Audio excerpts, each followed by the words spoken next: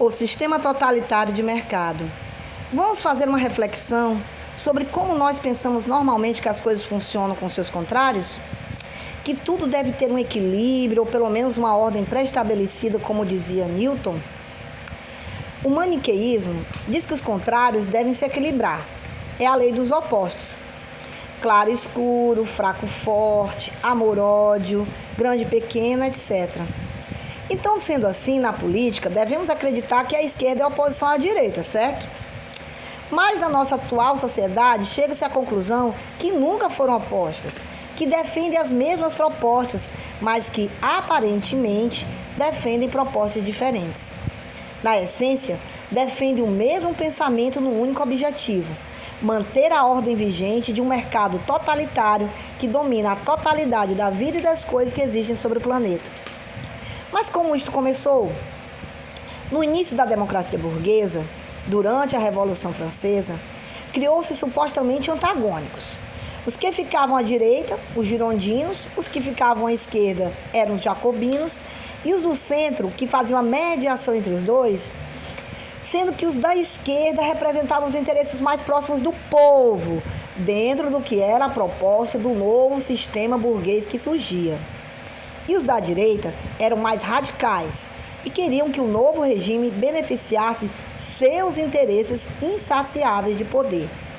Já os do centro ficavam com aqueles que mais os beneficiassem. Este foi o início da chamada democracia burguesa e do Estado de Direito como conhecemos. Será que isto não nos é familiar? Como o sistema que estava surgindo há 236 anos atrás tomou medidas para ascender ao poder, medidas estas que não nos são estranhas hoje, como, por exemplo, a censura e o uso da imprensa para a propaganda da ideologia, perseguição implacável a qualquer tipo de oposição e o terror de Estado, que na Revolução Francesa corresponde à fase da guilhotina.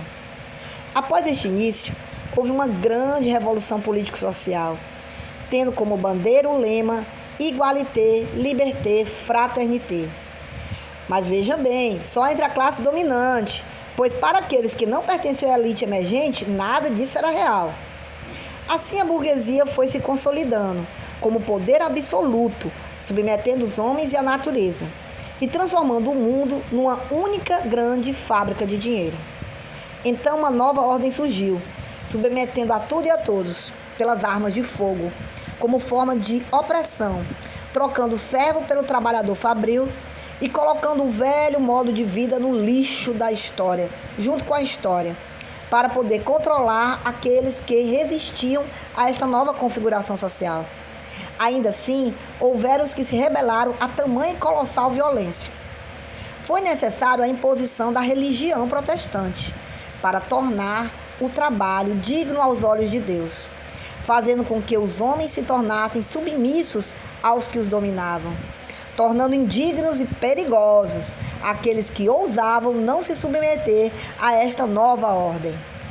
No mundo da mercadoria, do dinheiro e do trabalho, aqueles como os ciganos que tinham vida livre, prostitutas, vagabundos, doentes mentais, mulheres que não se submetiam às regras familiares, leprosos, tinham que ser tirados de circulação.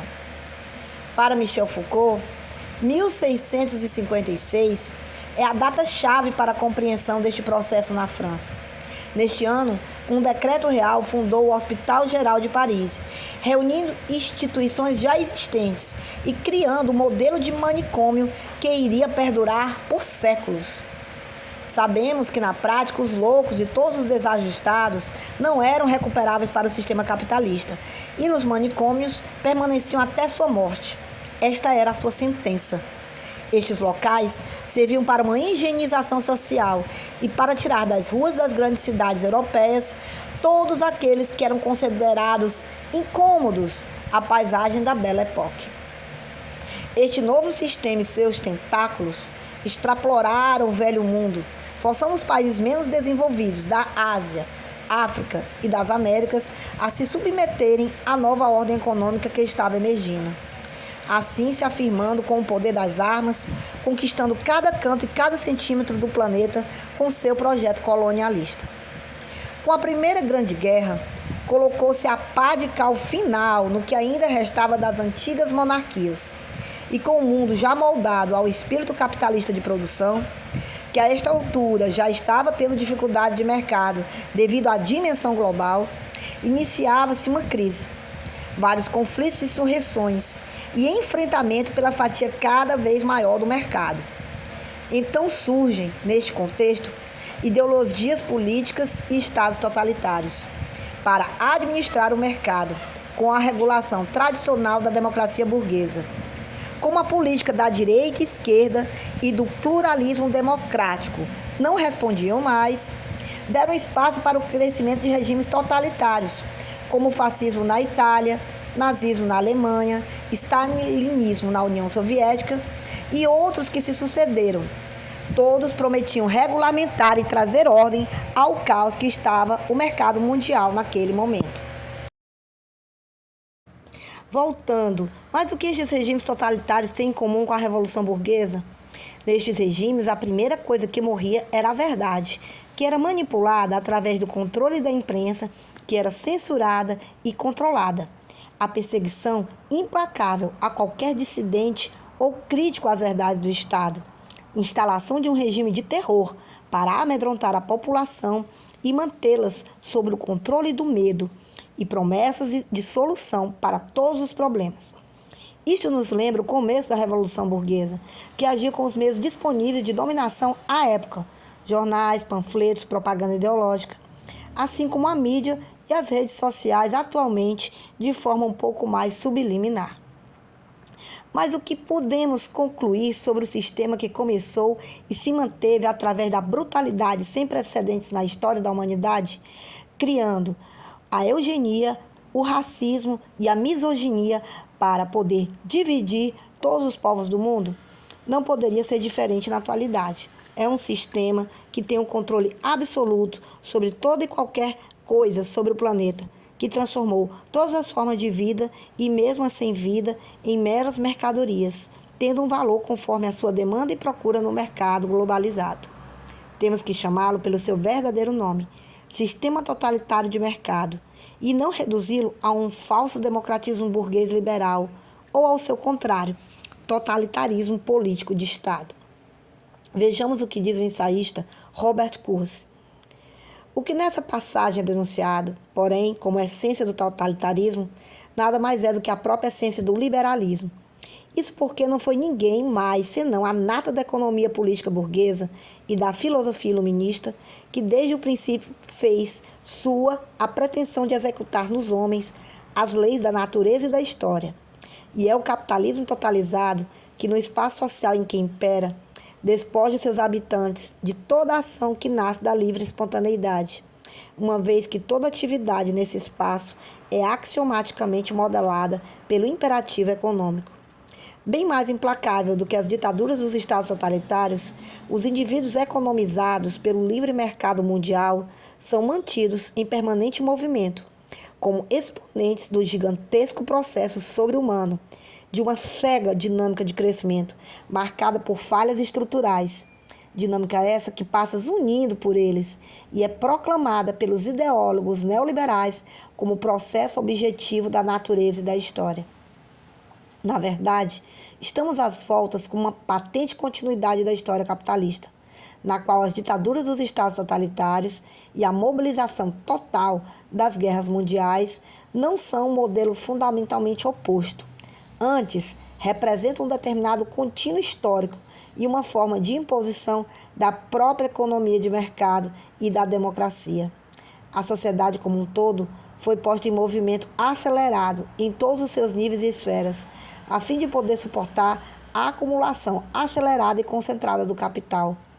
No final do século XX, a transformação do totalitarismo capitalista, que de Estado total passou a mercado total, conduziu a um inusitado terror da economia, a uma, entre aspas, lei, que, como nos dizem ironicamente, não pode mais ser transgredida, e ao controle da realidade imposto pela mídia capitalista, só pode falar ininterruptamente de liberdade, porque há muito deixamos 1984 para trás.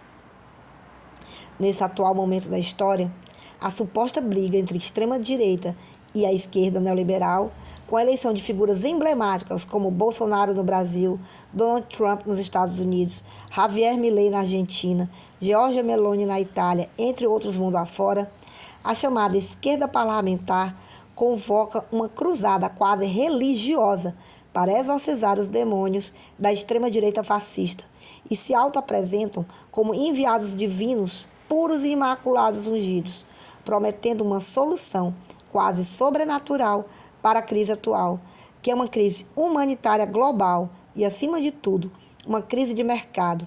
Todos eles querem salvar o Deus mercado. Bem-vindos ao fim do mundo! A Terceira Guerra Mundial já começou. O número de conflitos armados ao redor do mundo é o maior desde a Segunda Guerra. Ataques do governo Lula aos pobres, como a ameaça de corte do BPC, evita que o salário mínimo tenha um aumento real. A reforma tributária contra os mais ricos fica em banho-maria no Congresso, esperando pela boa vontade dos políticos. Ataque ao meio ambiente, querendo explorar petróleo, vejam só, na foz do rio Amazonas, trazendo mais prejuízos ambientais ao nosso já tão destruído ecossistema. Meta se alinha a Trump e facilita fake news sobre a bandeira da anticensura e da liberdade de expressão sem limites, que na verdade nada mais é do que a liberdade para cometer crimes sem retaliação. Por exemplo, liberação da propaganda nazi-fascista. Veja um retrato do nosso mundo nesse momento. Gaza aniquilada pelo terrorismo sionista de direita. A economia mundial indo à bancarrota. O fascismo gritando a plenos pulmões. A Rússia massacrando o povo ucraniano. China versus Taiwan. China versus Japão. Vários países da África em guerras contínuas com milhares de mortos e refugiados. Vocês sabiam disso? Oriente Médio é um barril de pólvora e petróleo, etc. Em 2024, a temperatura do planeta superou 1,5 graus centígrados, o que era previsto só para 2030. Já passamos da marca do ponto de virada, de acordo com as previsões científicas. O acordo firmado em Paris não aconteceu. As previsões se viram antecipadas. Isto quer dizer que o acordo não foi respeitado nem mesmo pelos que o fizeram. Mas parece que está tudo bem. Continuamos produzindo e consumindo mercadorias num ritmo frenético, poluindo e desmatando sem perspectivas de mudanças concretas. E ainda querem responsabilizar as pessoas comuns pelo desastre da natureza. Elegeram novamente Donald Trump, o maior negacionista climático, para presidir o país que deveria liderar a transição energética. E cai por terra um dos maiores mitos do iluminismo, o de sermos racionais, sustentados, respaldados pela ciência iluminista.